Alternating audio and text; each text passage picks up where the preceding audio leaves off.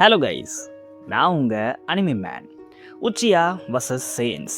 இவங்க ரெண்டு பேரில் யார் ரொம்ப ஈவலானவங்க, யார் ரொம்ப பவர்ஃபுல்லானவங்கன்னு எல்லா அனிமி ஃபேன்ஸும் யோசிச்சிருப்பீங்க. இன்றைக்கான வீடியோவில் இந்த ஒரு கேள்விக்கு பதிலை கண்டுபிடிக்க போகிறோம். அதுக்கு முன்னாடி நம்ம சேனலுக்கு சப்ஸ்கிரைப் பண்ணிவிட்டு அப்படியே அந்த லைக் பட்டனையும் தட்டி விட்டுருங்க. நம்மளுடைய பேக்கப் சேனலும் இருக்குது, மறக்காமல் அதுக்கும் சப்ஸ்கிரைப் பண்ணி வச்சுக்கோங்க. கூடிய சீக்கிரமே மான்வா ரிலேட்டடான வீடியோஸ் எல்லாமே அதில் வரப்போகுது. லிங்க் டிஸ்கிரிப்ஷனில் இருக்குது. அனிமேவர்ஸுடைய ரெண்டு மோசமான பிளட் லைன்ஸ் ஒரு வாருக்குள்ளே வராங்க. ஒரு பக்கம் லெஜெண்டரி உச்சியா கிளான். இவங்க ஷேரிங் என்ன மாஸ்டர் பண்ணியிருக்காங்க.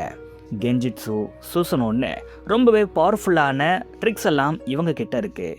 இது மட்டும் இல்லாமல் இவங்களுடைய ஐ பவர்ஸால் ரியாலிட்டியவே சேஞ்ச் பண்ண முடியும்.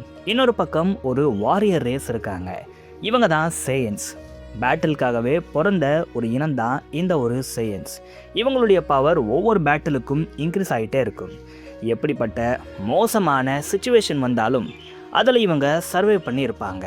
இந்த ரெண்டு பிளட் லைன்ஸும் மோசமான ட்ராஜடியை சந்திச்சிருக்காங்க. இந்த ரெண்டு பிளட் லைன்ஸும் ஹீரோஸையும் மான்ஸ்டர்ஸையும் ப்ரொடியூஸ் பண்ணியிருக்காங்க. ஆல்மோஸ்ட் இந்த ரெண்டு பிளட் லைன்ஸும் அழிஞ்சு போகிற நிலமையில தான் இருக்குது. இப்போ இருக்கிற ஒரே கேள்வி என்னென்னா, இவங்க ரெண்டு பேரில் யார் ரொம்பவே கொடூரமானவங்க, அதை தாண்டி இவங்க ரெண்டு பேரில் யார் ரொம்பவே பவர்ஃபுல்லாக இருக்காங்கங்கிற இந்த ஒரு கேள்விக்கான பதிலை தான் இப்போ நம்ம பார்க்க போகிறோம். Round 1. Who had the darker history? முதல்ல உச்சியா கிட்ட இருந்து ஸ்டார்ட் பண்ணுவோம். Uchiha clans one of the strongest கிளானாக நருட்டோ யூனிவர்ஸில் இருக்காங்க. ஆனால் இப்படி ஒரு பவர் ஒரு சாபத்தோடு தான் இவங்களுக்கு கிடச்சிருக்கு.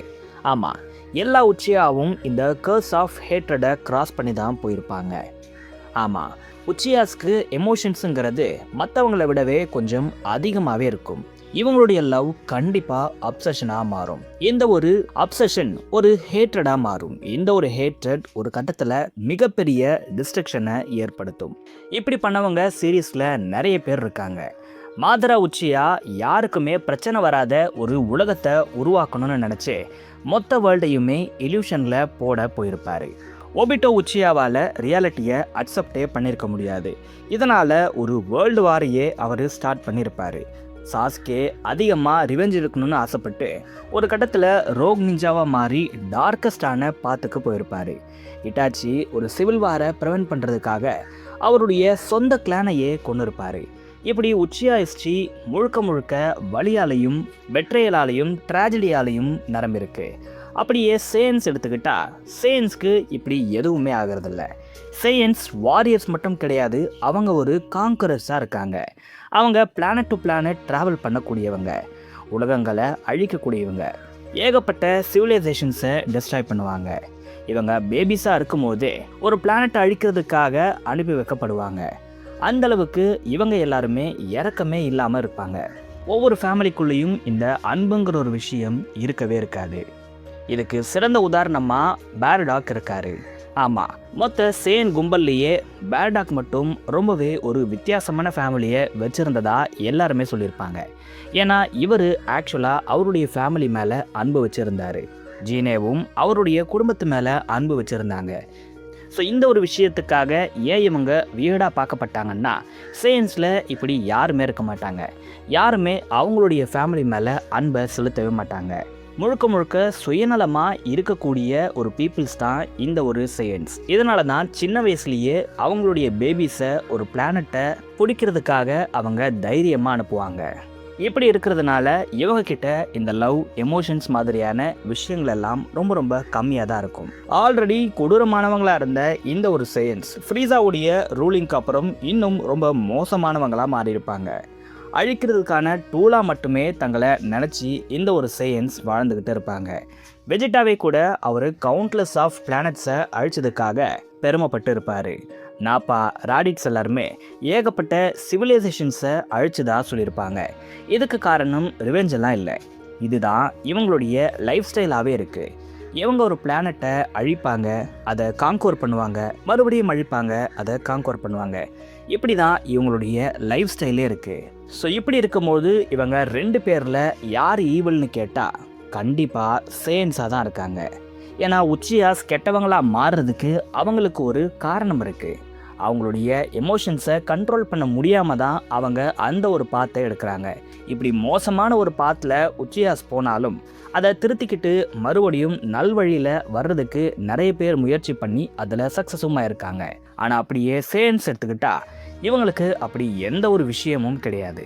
ஏன்னா இவங்களுக்கு எமோஷன்ஸ் எல்லாம் அந்தளவுக்கு இல்லைங்கிறதால இவங்க தான் பண்ணுறது தப்புன்னு கடைசி வரைக்கும் உணர மாட்டாங்க. கிராண்ட்பா கோவான் மட்டும் இல்லைன்னா கோகுமே கூட இப்படி ஒரு மோசமான மாறி இருக்கிறதுக்கு தான் அதிக வாய்ப்பு இருக்குது. ஒருவேளை கோகு இப்படி இருந்திருந்தா வெஜிடாவும் மாறி இருக்க மாட்டார். ஸோ நம்ம பார்க்குற எல்லா சேயன்ஸுமே கரப்டடாக இருந்திருப்பாங்க. ஆனால் கோகுவால் மட்டும்தான் ஒரு சில சேயன்ஸ் இப்போது நல்லவங்களாக இருக்காங்க. இப்படி இருக்கும்பொழுது இதில் கண்டிப்பாக சேயன்ஸ் தான் அதிக ஈவலாக இருக்காங்க. இதுக்கு காரணம் இவங்களுக்கு எந்த ஒரு எமோஷன்ஸும் இல்லை. ஸோ ஃபர்ஸ்ட் ரவுண்டுடைய கம்பேரிசனில் யார் அதிக ஈவல்னு பார்த்தா அது சேயன்ஸாக தான் இருக்காங்க. உச்சியாஸ் எல்லாம் சேயன்ஸுடைய ஈவல்னஸ்க்கு பக்கத்தில் கூட வரமாட்டாங்க. Round 2, who has better abilities. Uchihas கிட்ட ரொம்ப மோஸ்ட் புரோக்கனான எபிலிட்டிஸ் இருக்கிறத சீரீஸில் நம்மளால் பார்க்க முடியும். இவங்களுடைய ஷேரிங்கன் மூமெண்ட்ஸை ப்ரெடிக்ட் பண்ணுது. இவங்களுடைய மங்கக்கியோ ஷேரிங்கன்ஸ் ஒரு யூனிக்கான பவர்ஸை இவங்களுக்கு கொடுக்குது. சுக்கியோமி பவர்ஃபுல் இலூஷனை உருவாக்குது. இதில் பீப்புள்ஸை ட்ராப் பண்ணால் அவங்களால வெளியவே வர முடியாது. அமட்டராசு அணைக்கவே முடியாத ஒரு பயங்கரமான ஃப்ளேம்ஸை கிரியேட் பண்ணுது. சூசனோ ஒரு ஜைஜான்டிக் ஸ்பிரிச்சுவல் ஆர்மரை கொடுக்குது. அதுக்கப்புறம் கமுயுவும் இருக்குது. இந்த ஒரு கமுயு ஸ்பேஸ் டைம் எபிலிட்டியை கொடுக்குது. இந்த ஒரு எபிலிட்டி மூலமாக ஒபிட்டோவை டச் கூட பண்ண முடியாது.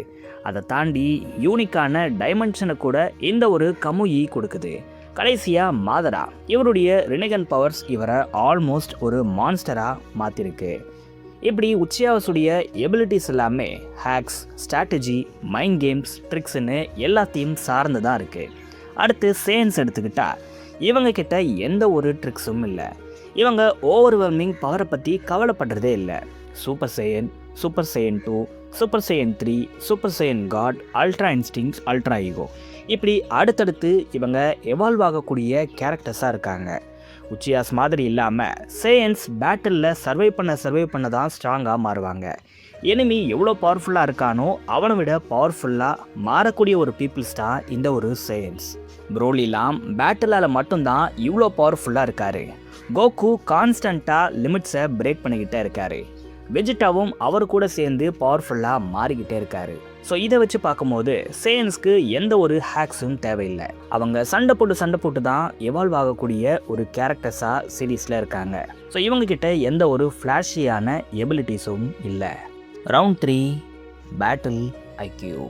கொஞ்ச நேரத்துக்கு முன்னாடி சேயன்ஸ் எல்லாருமே ப்ரூட் ஃபோர்ஸை தான் யூஸ் பண்ணுவாங்கன்னு நான் சொல்லியிருந்தேன். ஆனால் எல்லா சேயன்ஸும் அப்படி கிடையாது. ஒரு சில சேயன்ஸ் ரொம்பவே இன்டெலிஜென்ட்டாக இருக்கவும் செய்கிறாங்க. அதில் முக்கியமாக நம்ம பார்க்க வேண்டியது கோகு.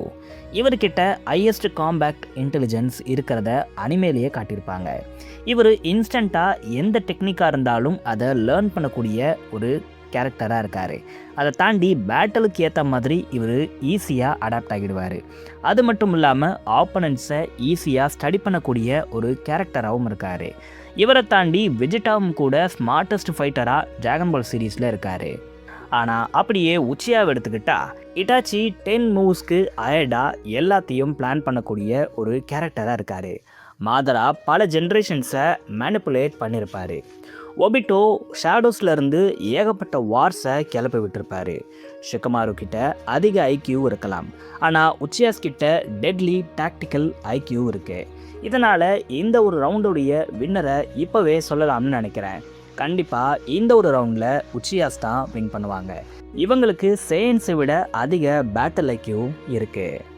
ரவுண்ட் 4, ரா பவர். இங்கே தான் கொஞ்சம் அன்ஃபேரான விஷயங்களெல்லாம் வரப்போகுது.